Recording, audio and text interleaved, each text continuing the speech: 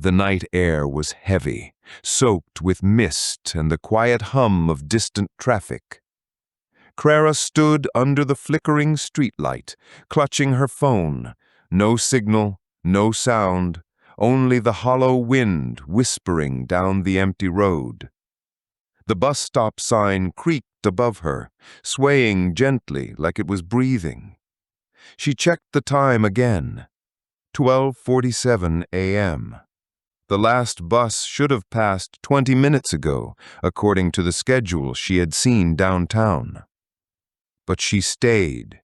Walking home meant cutting through the woods, and she would rather wait here than face the dark between the trees. Her house was only a kilometer from the forest edge, but that kilometer felt like a journey to another planet. The forest was silent, and that silence was heavier than any noise. She gripped her phone, ignoring that it was useless without service.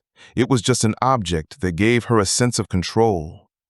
She desperately tried to remember if she had seen any other route sheet on this stop. A faint rumble broke the silence. Headlights appeared far down the road, pale, ghostly beams cutting through the thick fog. Finally, the bus. As it slowed, Clara felt something strange. Relief quickly turned into cold doubt and then into real fear. There was no movement inside, no silhouettes behind the fogged glass. The light inside the cabin was dim, almost non-existent. The bus's color was dull, covered in the patina of the fog, and its body seemed stony, not metallic. The driver's face was entirely hidden in the shadow. He sat perfectly still. The bus stopped. The doors opened with a soft hiss, like a deep exhale. A wave of freezing air washed over her, thick with the smell of wet earth, old flowers, and rust. Clara hesitated. This feeling was a warning. "Are you going to the city?" No answer. Just the soft hum of the engine, which now felt more like a pulsation than a mechanism. Clara stepped closer. Her reflection stretched across the glass, warped and trembling. Then she saw it. Every seat was filled, but not with people. They were like faint outlines, pale as smoke. They sat motionless, heads tilted toward her, eyes empty. They were not shadows, they were forms lacking substance. Panic forced her back. She tripped on the curb and fell. At that moment, the bus doors snapped shut with a dry, mechanical click. The driver turned slowly. Where his face should have been, there was only a hollow void, deeper than any shadow, absorbing the light like a black hole. The bus pulled away, silently gaining speed, and disappeared into the fog. Clara was left alone again, the mist swallowing the sound. She got up, shaking all over. She had to leave. The woods might be dark, but at least there wasn't anything so wrong. She turned to walk. Her gaze fell on something just a few meters behind her stop.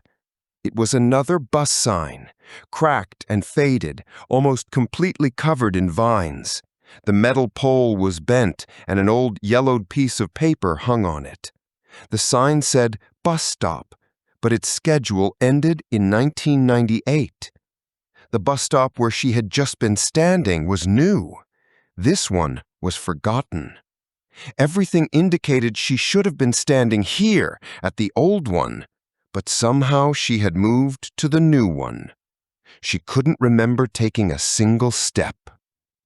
Suddenly, she heard it. From the darkness behind her, from the direction the bus had just gone, but now was returning, the sound of brakes hissing open again. The hiss was different. Not a soft exhale, but a long, drawn-out, icy whistle, like the scream of metal. She didn't look. She just ran. Clara ran along the roadside, the fog wrapping around her like a wet shroud.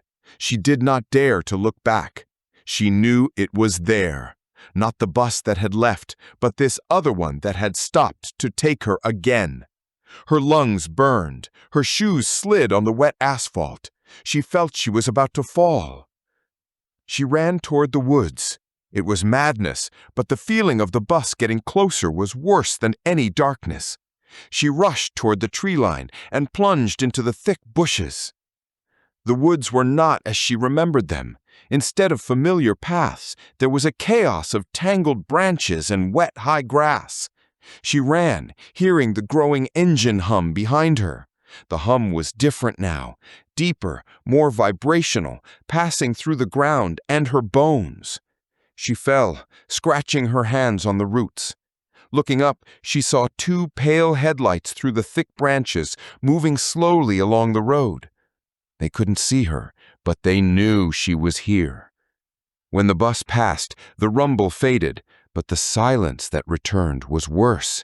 It was a dead silence, without the sound of wind or the rustle of leaves. The forest stopped. Clara pressed against the bark of an old oak, trying to catch her breath. Her phone, which she was still holding, lit up. The signal was gone, but the screen was bright. A text appeared on the screen, typed by herself, but she didn't remember typing it. "You shouldn't stay here. You are waiting at the wrong last stop." She wiped the message, her fingers trembling. "We always come back for the last one." The voice did not belong to the driver. It belonged to all of them.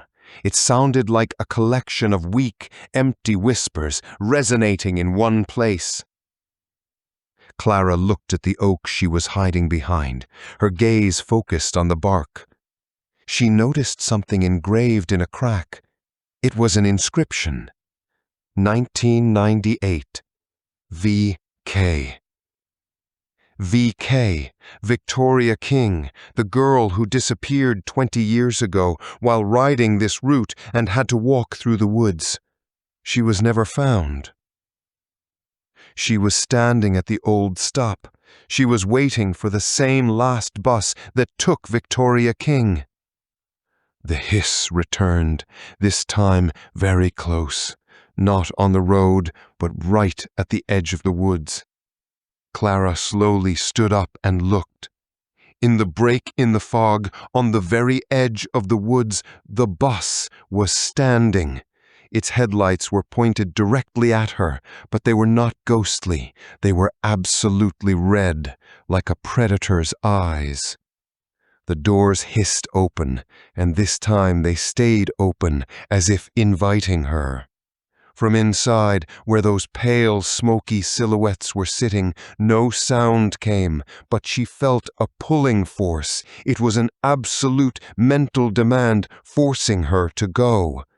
She closed her eyes, trying to break the mental connection. When she opened them, the bus was gone. There was no red light, no hiss. There was only silence and the woods. The ordinary, dark, but ordinary woods. Clara ran out of the woods and onto the road, not looking where she was going. She ran until she saw the familiar light of her house. She made it. But when she finally stepped inside the door, the last look she gave was at herself in the hall mirror. Her face was pale, her clothes were dirty, but her reflection, it was smiling, slowly, and her real face was not. She quickly turned away. Since that day, Clara never waited for a bus after midnight, and every time she saw her reflection, she couldn't shake the thought, was she truly whole, or was it a new silhouette looking out at the world through her eyes, waiting for the next last bus stop? And in the darkness between the trees, where the old stop was covered in ivy, the rusty sign creaked, and sometimes, when the wind blew just right, you could hear a very faint, icy hiss of brakes opening, waiting for its passenger. And that was the last bus stop. Now, let's check your understanding with a few questions. I'll ask, and you can pause the video to think about your answer. Why didn't Clara want to walk through the woods? What did Clara see inside the reflection of the bus window? What was the final chilling discovery Clara made in the mirror at the end of the story? Great job thinking about those answers. Practicing with questions like this is a fantastic way to improve your comprehension. Thank you for listening to The Last Bus Stop. If you enjoyed this story and this practice format, please consider liking and sharing it with your friends. Your support helps our channel grow. Don't forget to subscribe so you can join us for our next mysterious tale. Until next time, stay safe and be careful which stop you choose to wait at.